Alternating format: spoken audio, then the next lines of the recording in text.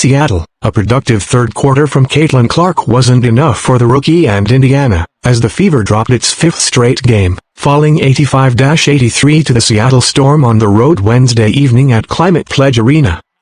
In front of a Storm record 18,343 fans, a sellout, as usually happens when Clark is in the building. Clark scored 21 points, grabbed 7 rebounds and dished 7 assists.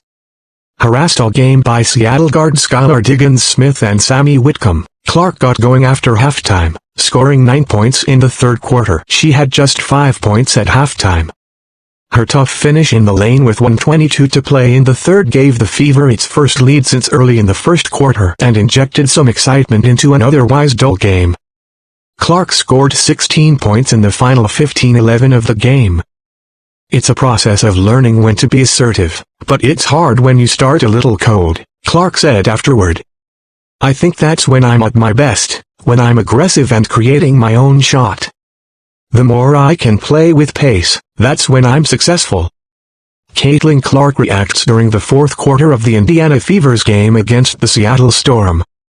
With 10.3 seconds to play and Indiana trailing 84-83, the Fever had the ball out of bounds on the sideline and a shot to win the game. But a bad inbounds pass to Clark, it was thrown at her feet and she wound up in a scrum for the ball, negated any chance at a clean look.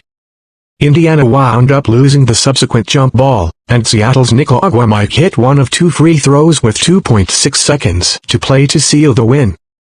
Clark shot 6 of 16 from the field, 37.5%, including 2 of 8, 25% from 3.